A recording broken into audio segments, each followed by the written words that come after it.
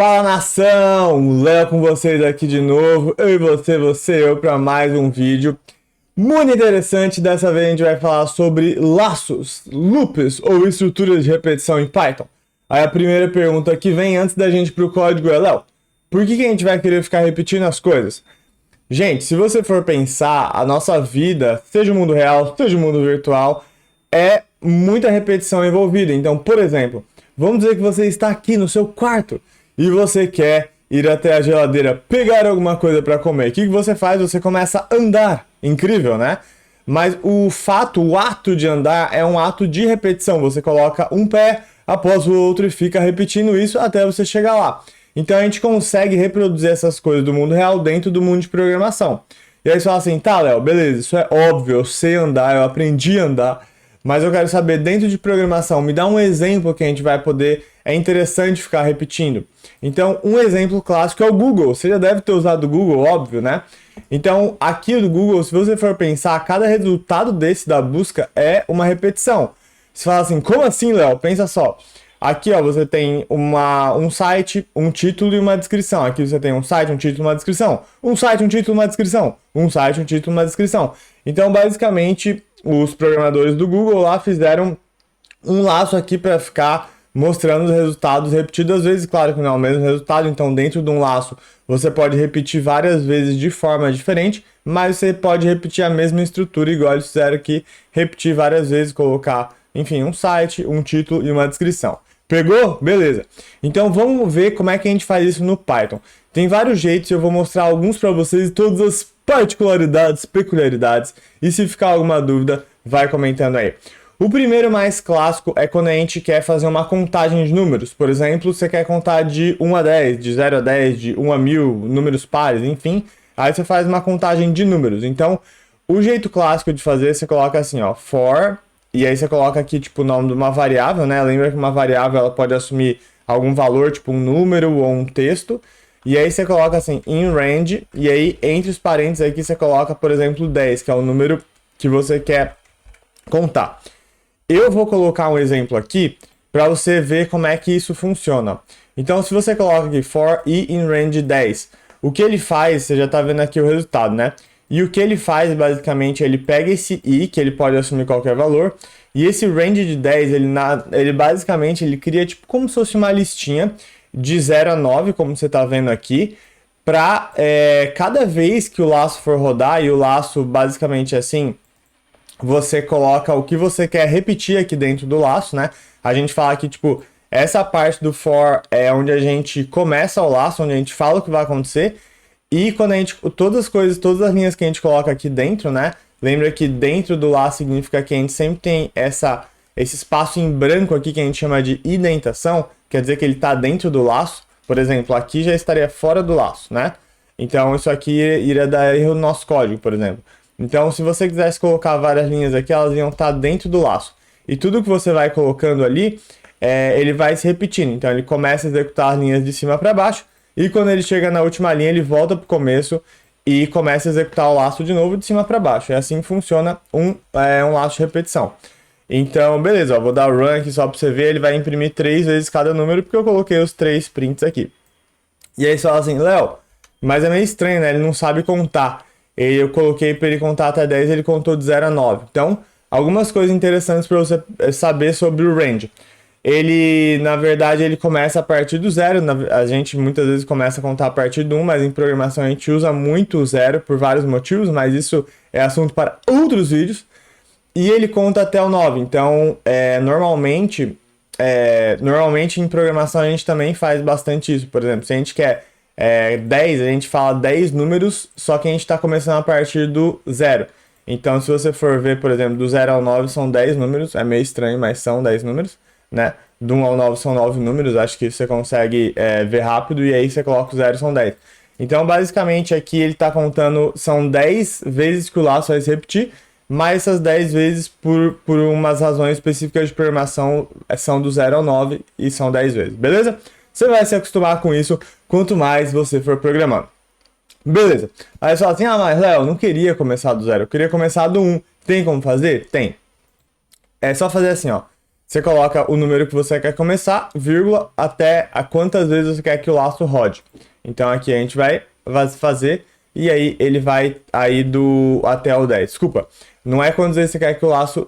sem ter um seria quantas vezes que você quer que o laço rode, mas aqui é que número você quer parar, né? Então o range, só para não ficar nenhuma dúvida, ele faz assim, ó, você coloca o que você quer começar e o que você quer finalizar, tá? Então, o começo você quer começar do 1 e o finalizar ele sempre termina um antes desse aqui. Então, se a gente quisesse colocar, por exemplo, aqui 100, tá? Aí ele ia do 1 ao 99. Vamos ver aqui então. E beleza, ó, foi até o 99 e começou do 1. Então, tá aí pra você saber. E aí já dá pra você fazer algumas coisas legais. Aí você fala assim, ah, Léo, e se eu não quisesse contar só de 1 em 1? Eu quisesse contar outros números, por exemplo, de 2 em 2.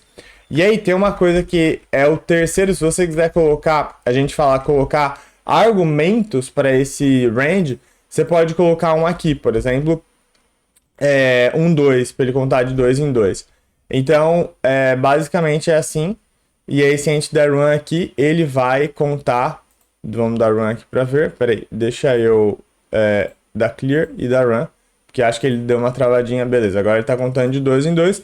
Então, por exemplo, ó, esse é um jeito de você contar todos os números ímpares de 1 a 99, tá? Então, o número que você quer que comece, o número que você quer que finalize e o incremento a cada vez que o laço terminar, ele vai incrementar esse número e aí ele vai rodar o laço de novo. Então já deu para pegar o básico do range. Não é tão simples, é bom você sempre testar e pegar, mas é importante você ver que existe vários detalhes. Então, é meio, às vezes até contraintuitivo, porque, por exemplo, ele funciona se eu mandar 3 números, mas ele também funciona se eu só mandar um número e ele funciona se eu mandar 2 números.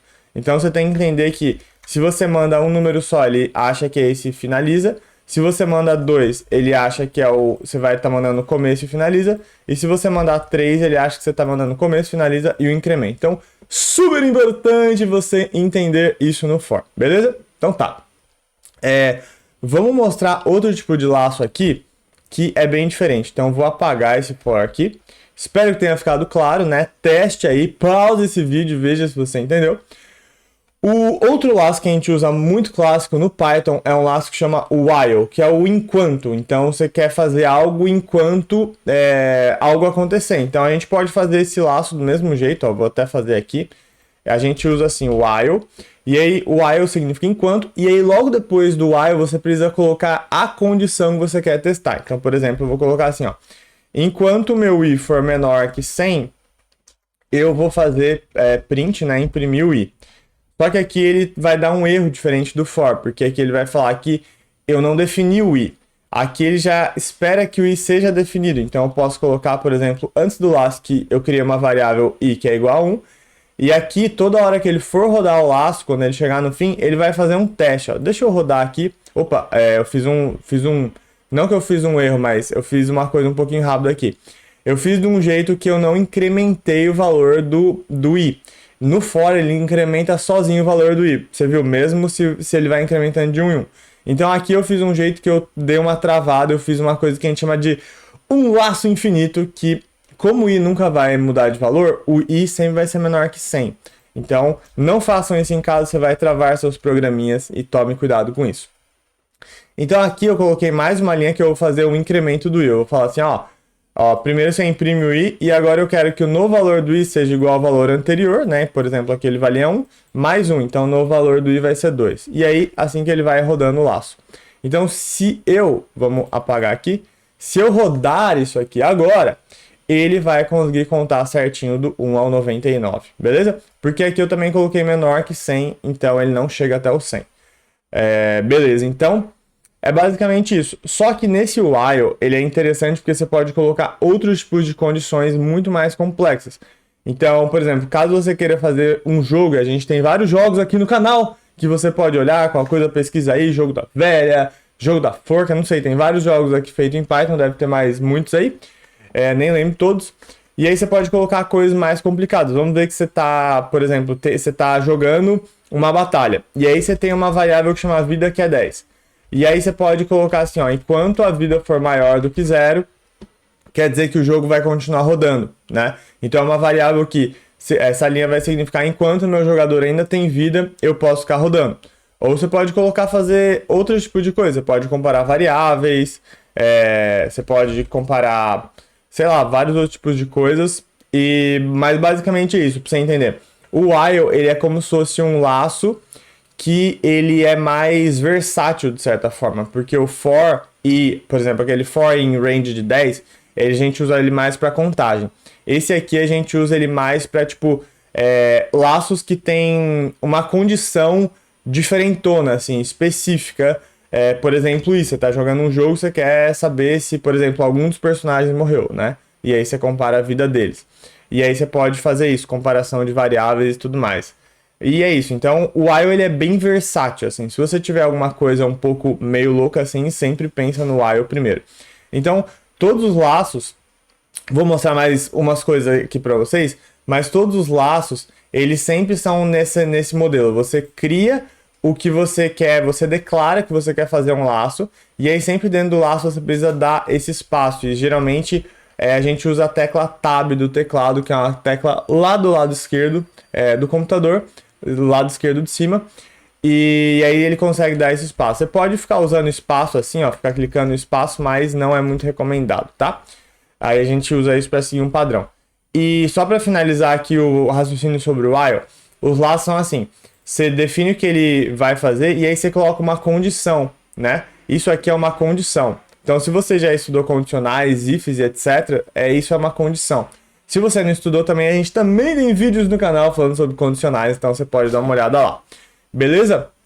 E detalhe, de novo, só mais um último detalhe pra gente finalizar. Por que a gente precisa fazer isso?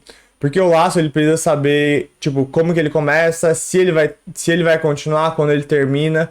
Então, toda vez que o laço é executado, né? O que significa o laço ser executado? Essa sequência de linhas aqui dentro dele é executada de cima para baixo. Quando ele chega na última, ele volta lá no começo, porque ele é um laço, e ele faz aquele teste de novo. Então, ele testa toda hora que ele chega até o fim se o i é menor que 100. E aí, uma hora que ele não é menor que 100, por exemplo, que ele é igual a 100, ele termina o laço, aí acaba, aí ele continua na próxima linha aqui embaixo, fora do laço. Então, espero que tenha ficado claro para você. Vamos fazer algumas coisas um pouquinho diferentes, talvez um pouquinho mais avançadas, que se você é um iniciante, isso não é muito importante para você, mas é legal saber. A gente pode fazer coisas diferentes em laço também. Por exemplo, vamos dizer que você tem uma lista, e você tem uma lista do quê? De cidades do Brasil. Então, Floripa, sei lá, você tem uma lista de, sei lá, Curitiba e São Paulo, tá? E aí você tem vários itens nessa lista, vou colocar mais um aqui, Rio de Janeiro. Você tem vários itens nessa lista e você quer fazer um laço que você quer passar pelos itens dessa lista. Então, olha só que legal, você pode colocar aqui, ó, for i in lista, print i.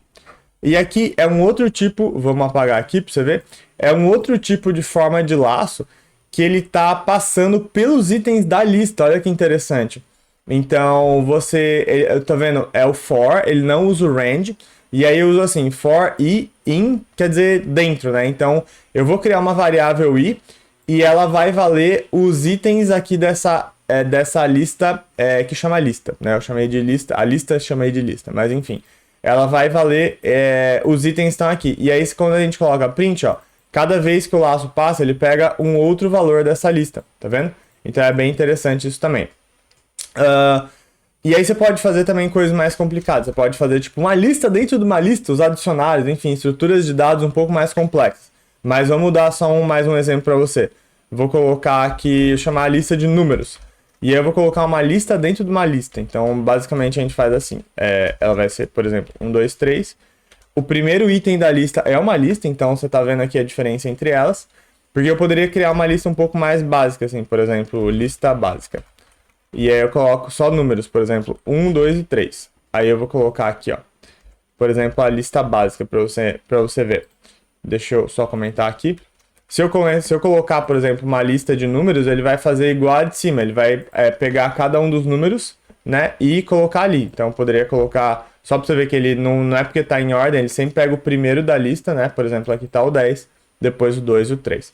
Então, você consegue, a gente fala, iterar, repetir, dentro de listas que são textos, listas que são números, e agora eu vou fazer uma lista dentro de uma lista, né? Então, eu vou colocar aqui, por exemplo, outros números meio loucos aí. E aí as listas não precisam ter o mesmo tamanho. Então eu vou colocar aqui a lista. E aí você vai ver que é interessante, que aqui ele está considerando, ó, cada item dessa lista outra lista. Por isso que ele está colocando aqui, ó. E aí só assim, Léo, e se eu quiser iterar dentro dessa lista tem outra lista. E se eu quiser iterar dentro dos números dessa lista que está dentro da outra lista? Aí começa a ficar mais complicado. Mas basicamente você pode fazer assim, ó.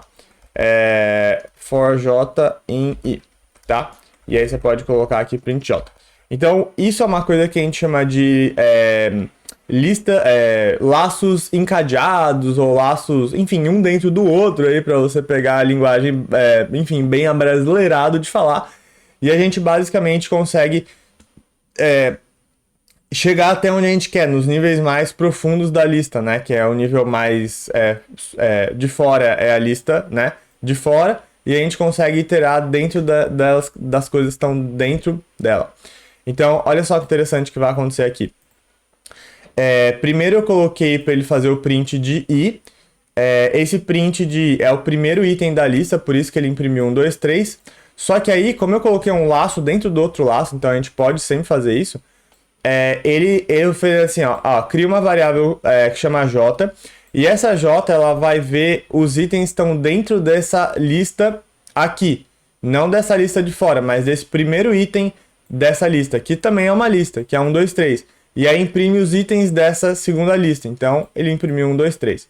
E a mesma coisa aqui, eu coloquei, aí ele termina o laço, né? Então só para ficar claro, esse print aqui foi dessa primeira aqui, e aí ele entrou dentro desse outro laço, que ele imprimiu os itens daquela lista que tá aqui. E a mesma coisa, ele termina o laço, voltou para cima. Ainda tem mais algum número dentro alguma coisa dentro dessa lista? Tem esse aqui, ó.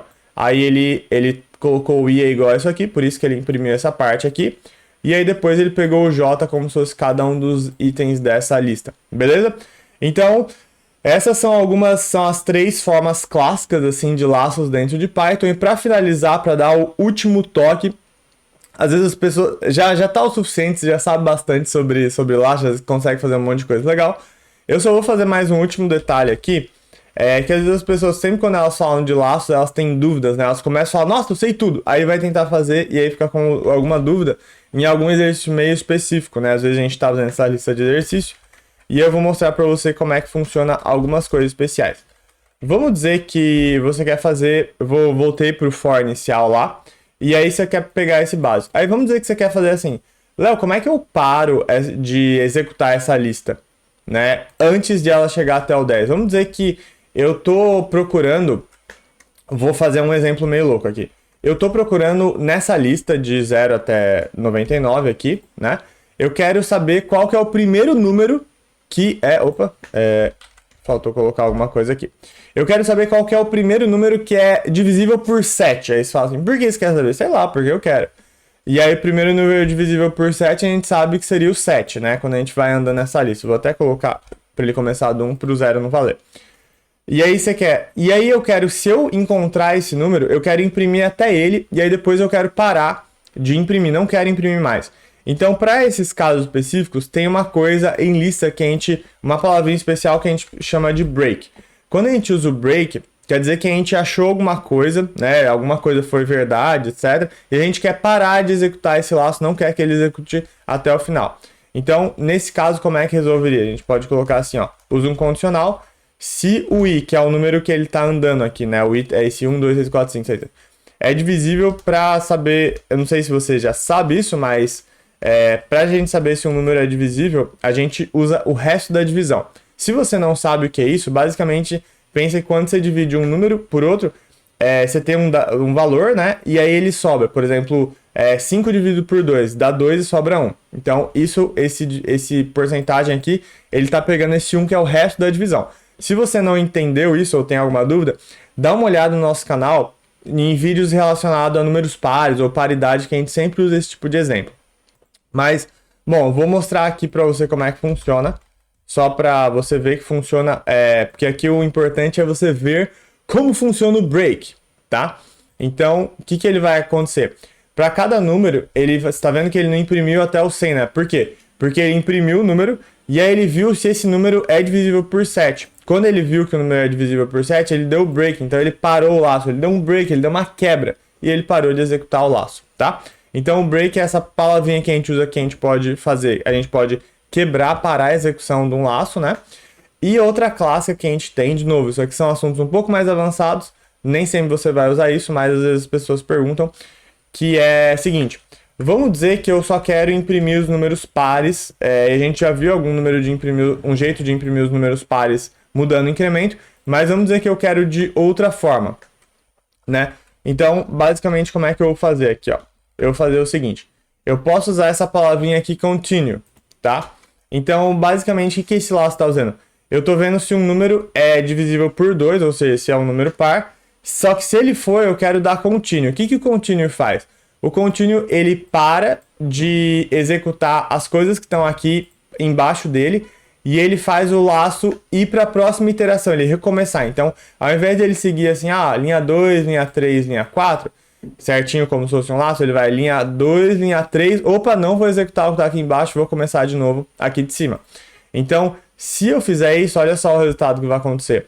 Ele imprimiu todos os números ímpares. Por que ele imprimiu todos os números ímpares? Porque quando o i valia um número par, quando ele era divisível por 2, eu dava continue e ele não chegava nesse print, ele começava de novo o laço, né? Então, ele só vai passar aqui e chegar aqui quando é um número ímpar, ou seja, quando isso aqui é falso, que ele não ia dar continue, ia fazer o print do i. Beleza? Gente, eu sei que foi várias informações, nem tudo você vai usar em todo o seu exercício, mas a gente falou sobre várias coisas bem interessantes e agora você está pronto para fazer seus exercícios, seus programas com muitos laços dentro do Python. Espero que você tenha gostado, curta, compartilhe e mande para alguém que também tem essa dúvida. E é isso aí, até a próxima.